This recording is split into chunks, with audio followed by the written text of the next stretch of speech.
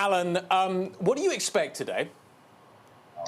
I expect there's going to be a performance. I don't know whether you call it a theatrical performance or a political performance, but with each one of these key executives making their own presentation, so you're going to hear one-sided extrapolation. I think they've already printed what they're saying, and then the questioning is very short. 5 minutes each asking questions. You can't get a lot of depth there. And I was very surprised to hear it's only a half-day cameo. So, I mean, this is a subject that needs a lot more than a half-day of questioning. And Representative Cicilline has been working on this for the past year.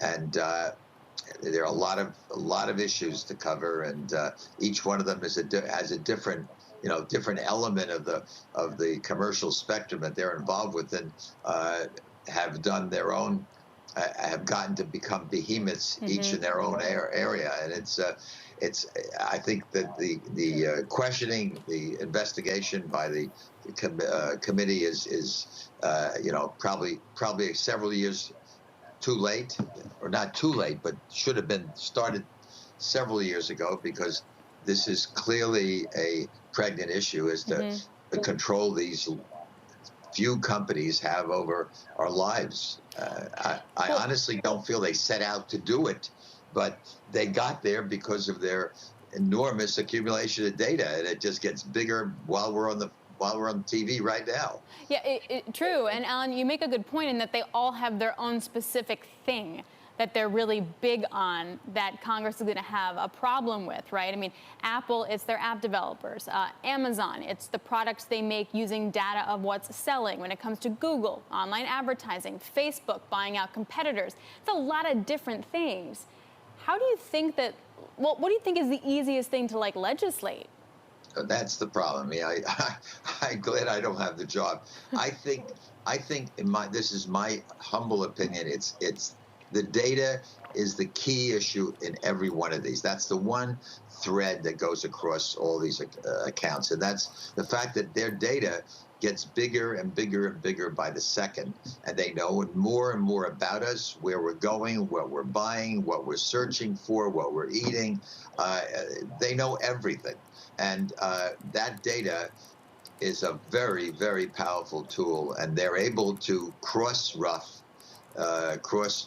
across channels to be able to use that data, although they claim they don't. I don't frankly believe them, but I'm not there on the inside, but there's no way they're isolating the data to the extent that they're not getting the benefit.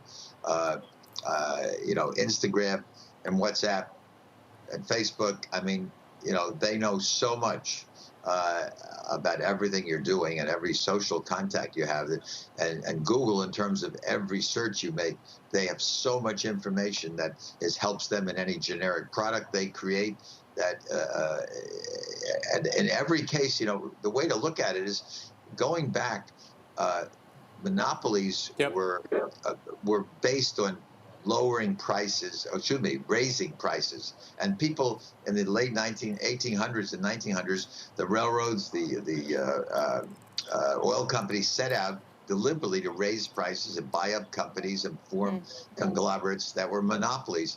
In this case, we have companies. That's why our antitrust laws are out of date.